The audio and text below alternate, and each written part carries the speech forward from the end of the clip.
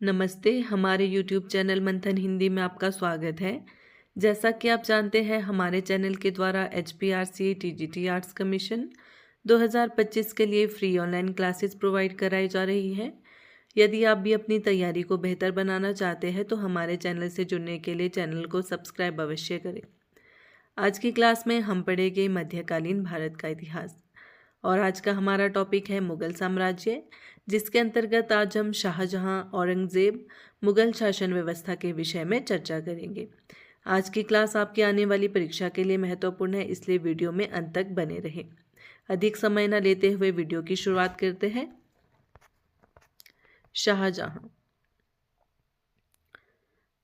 का समय है 1627 ईस्वी से 1658 ईस्वी। जहांगीर के बाद सिंहासन पर शाहजहां बैठा था। शाहजहां खुर्रम का जन्म 5 जनवरी 1592 ईस्वी को लाहौर में हुआ था। उसकी माता मारवाड़ के शासक उदय सिंह की पुत्री जगत गोसाई थी। शाहजहां का विवाह 1612 ईस्वी में आसफ खां की पुत्री अर्जुमंद बानो बेगम के साथ हुआ। यह बाद में मुमताज महल के नाम से विख्यात हुई। ठीक है, जो मुमताज महल के नाम से विख्यात हुई थी, कौन थी? अर्जुमंद बानो बेगम।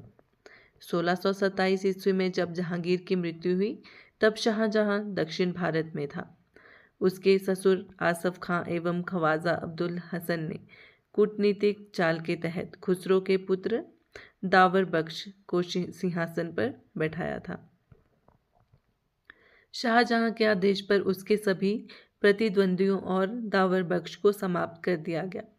24 फरवरी 1628 ईस्वी शाहजहां आगरा में अबुल मुजफ्फर शहाबुद्दीन मोहम्मद साहिब किरण सानी की उपाधि लेकर गद्दी पर बैठा।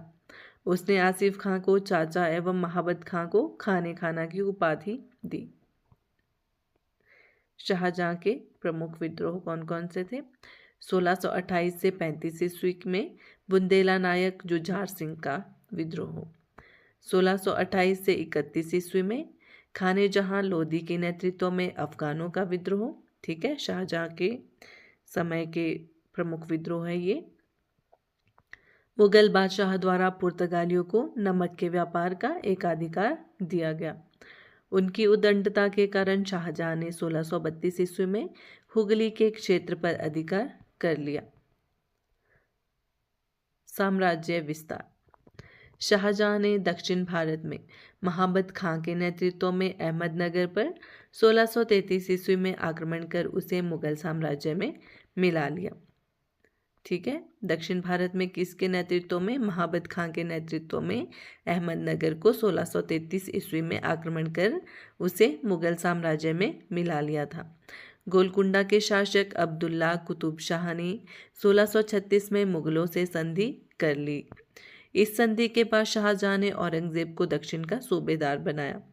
औरंगाबाद को मुगलों की दक्षिण के सूबे की राजधानी बनाया गया। औरंगजेब दक्षिण का सूबेदार पहली बार 1636 से 44 ईस्वी तक रहा। दूसरी बार 1652 से 57 ईस्वी में औरंगजेब दूसरी बार सूबेदार बना। ठीक है। मीर जमूला जो हीरे एवं कीमती पत्थरों का व्यापारी था, यह अपनी योग्यता से गोलकुंडा का प्रधानमंत्री बना। उसने मुगलों का संरक्षण स्वीकार कर लिया। मीर जमूला के सहयोग से ही बीजापुर में औरंगजेब से संधि की थी।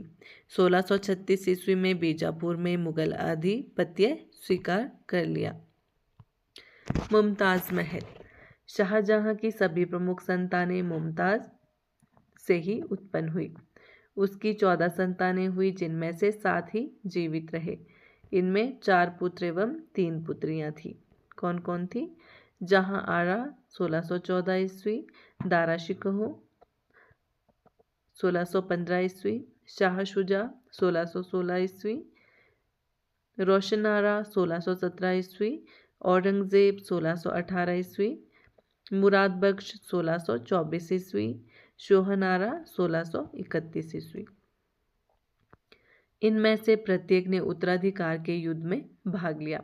जहां आरा दारा शिकोह के पक्ष में थी, रोशन आरा औरंगजेब के पक्ष में, शोहनारा ने मुराद बख्श का पक्ष लिया। आरजुमंद बानो बेगम मुमताज़ महल की मृत्यु 1631 में प्रसव पीड़ा के दौरान बुरहानपुर में हुई। उसकी कब्र पर शाहजहां ने ताजमहल बनाया है। ठीक है, जो मुमताज़ थी आरजुमंद बानो बेगम, उसकी कब्र पर शाहजहां ने ताजमहल बनवाया था।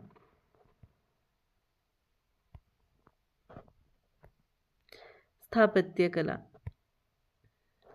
शाहजहां का काल स्थापत्य कला का स्वर्ण काल था।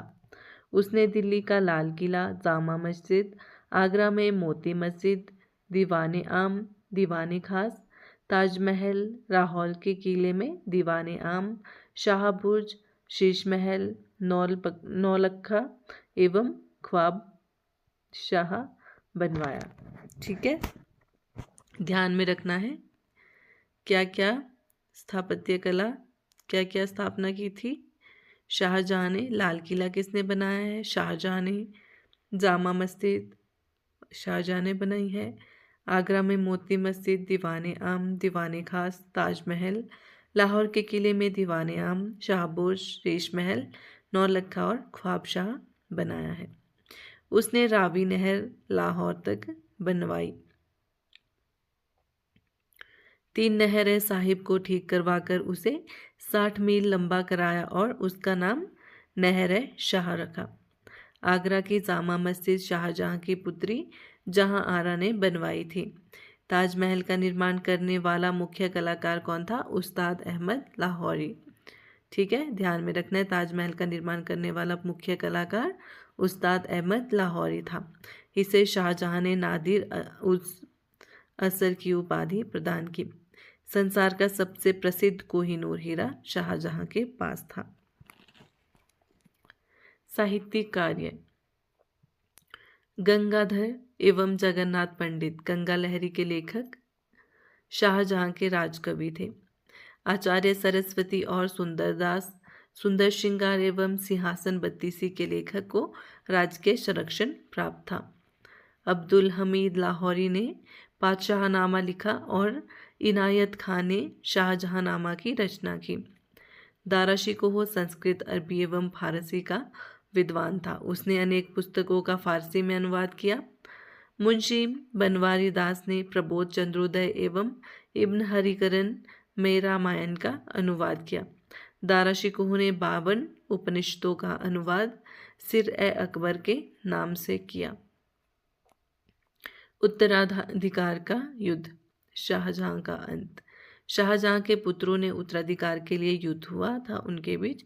इसमें औरंगजेब विजयी रहा। बहादुरपुर का युद्ध 14 फरवरी 1658 ईस्वी। इस युद्ध में शाह शुजा शाही सेना से पराजित हुई। धर्मत का युद्ध औरंगजेब एवं मुराद की सेनाओं ने शाही सेना को पराजित किया। सामूगढ़ का युद्ध 8 जून 1658 ईस्वी। औरंगजेब एवं मुराद की सेनाओं ने दारा को पराजित किया। इस युद्ध के बाद शाहजहां कैदी बना लिया गया। कैद में 8 वर्ष रहने के बाद 1666 ईस्वी में शाहजहां की मृत्यु हो गई।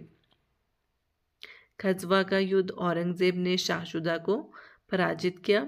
देवराय का युद्ध औरंगजेब ने अजमेर के निकट देवराय के दर्रे में दारा को परास्त कर कैद कर लिया। 30 अगस्त 1659 को उसका कत्ल कर दिया। अन्य तथ्य। फ्रेंच यात्री बर्नियर एवं इटली का यात्री मनुची ने शाहजहां के शासन का वर्णन किया है। ठीक है, किसने? फ्रेंच यात्री कौन थे? बर्नियर। इटली के यात्री थे मनुची, जिन्होंने शाहजहां के शासन का वर्णन किया है। शाहजहां का रत्न जड़ित सिंहासन तख्ते ताऊस था। इसमें कोहिनूर हीरा जड़ा था। ठीक है, तख्ते ताऊस। शाहजहां ने दारा को शाह बुलंद इकबाल की उपाधि प्रदान की। शाहजहां ने संगीतज्ञ लाल खां को गुण समुद्र की उपाधि दी थी। शाहजहां ने सिजदा एवं पापोस प्रथा के स्थान पर चहार तस्लीम की प्रथा शुरू करवाई।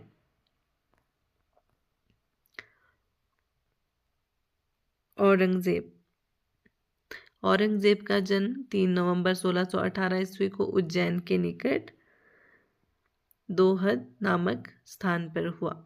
18 मई 1637 ईस्वी को औरंगजेब का विवाह रबिया बीबी से हुआ था।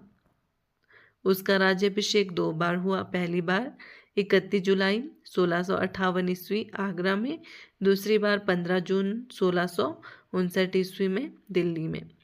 वह अब्दुल मुजफ्फर महिउद्दीन मुहम्मद औरंगजेब बहादुर आलमगीर पाशाह गाजी की उपाधि धारण कर मुगल सिंहासन पर बैठा था।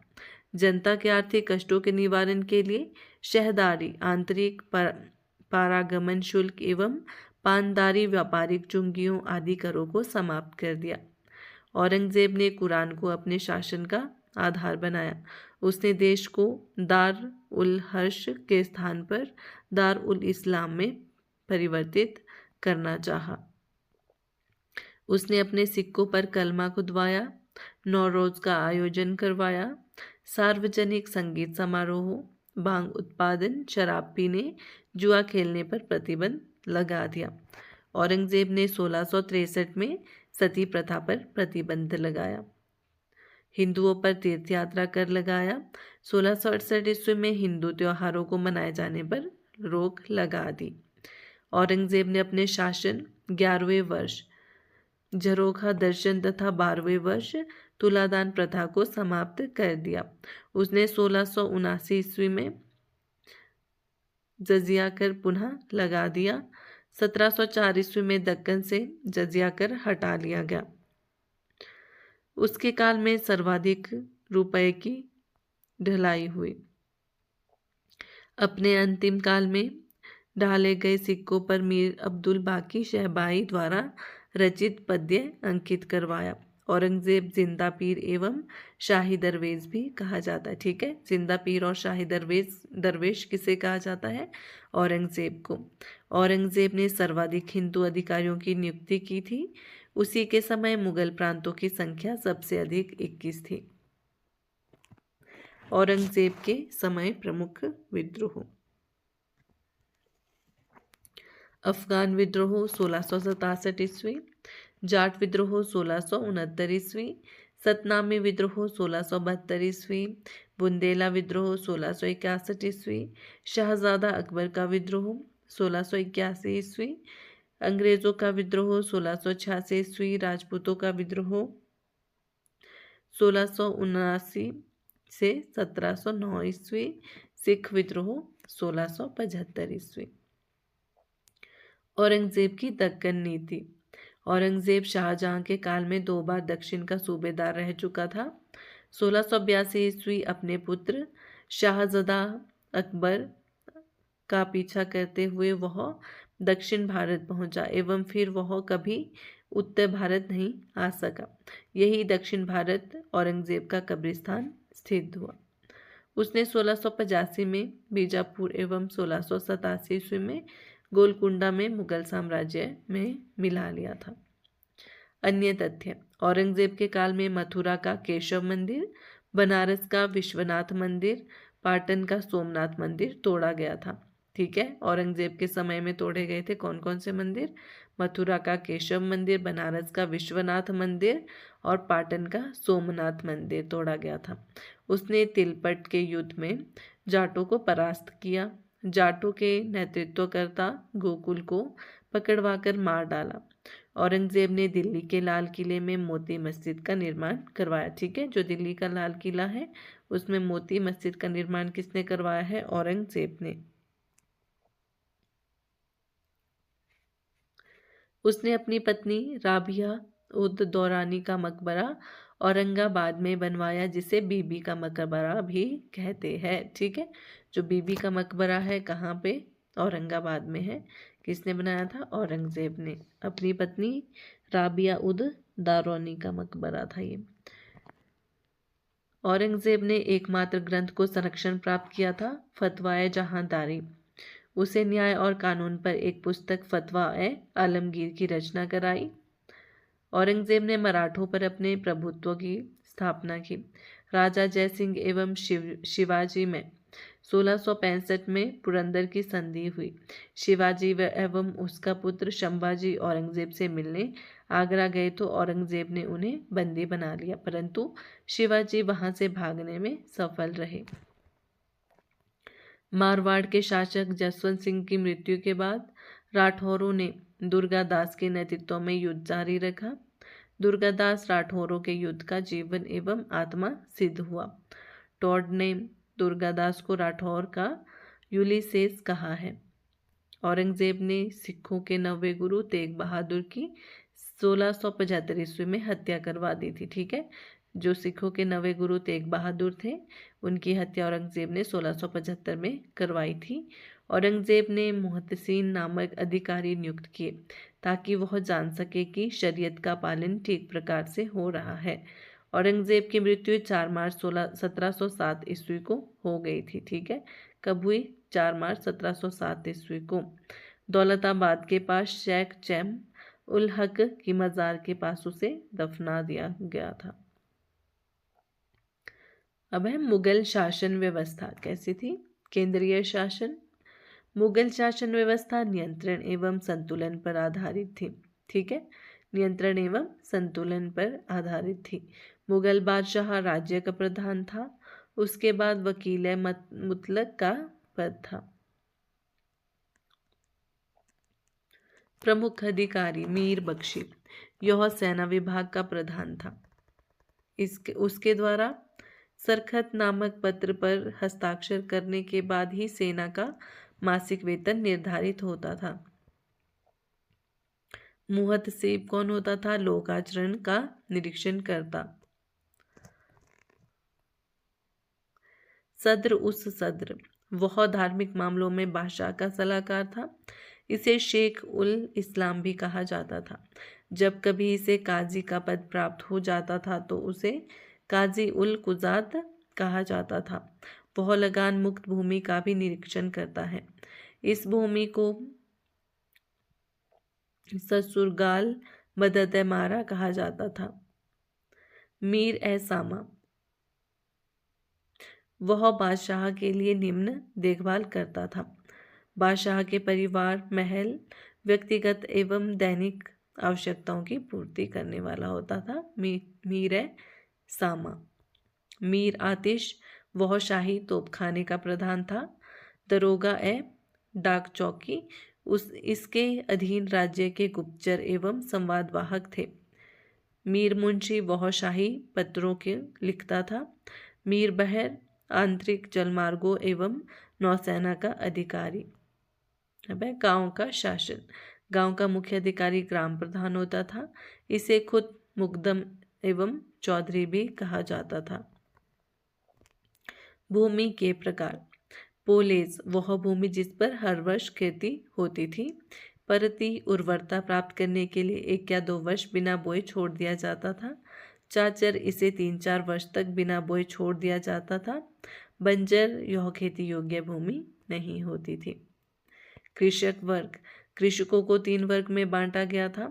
खुद काश्त मतलब खेतीहार किसान, पाही काश्त बटाईदार के रूप में काम करने वाले, मुजारियान खुद काश्त की से भूमि किराए पर लेकर कृषि करते थे। भूमि कर के आधार पर भूमि का विभाजन। खालसा भूमि, यह शाही भूमि थी। जागीर भूमि, प्रमुख व्यक्तियों को वेतन के रूप में दी जाने वाली भूमि। सयूरगाल मदद ए माश भूमि, अनुदान में दी गई लगान मुक्त भूमि, इसे मिल्क भी कहा जाता था। दहसाला व्यवस्था, इस प्रणाली का वास्तविक प्रणेता टोडरमल था। ठीक है, जो दहसाला व्यवस्था है इसका वास्तविक प्रणेता टोडरमल था। इसके अंतर्गत अलग अलग फसलों के पिछले 10 वर्ष के उत्पादन एवं उसी समय के प्रचलित मूल्य को औसत निकालकर उस औसत का 1/3 हिस्सा राजस्व के रूप में वसूला जाता था। यह राजस्व कर नगद के रूप में होता था। इस प्रणाली में 1/10 भाग हर साल वसूला जाता था। इसे माल ए हर साला कहा जाता था। सैन्य व्यवस्था, मुगल सेना को 4 श्रेणियों में विभाजित किया गया था। अधीनस्थ राजाओं की सेनाएं, दूसरा है मनसबदारों की सैन्य टुकड़ियां, अहदी सैनिक, बादशाह के सैनिक, दाखिली सैनिक मतलब पूरक सैनिक। ठीक है, ये थी मुगल शासन व्यवस्था।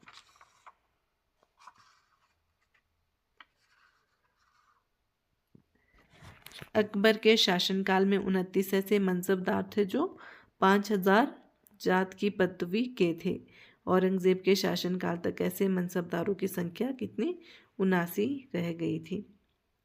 आशा करती हूँ आपको क्लास अच्छी लगी हो। धन्यवाद।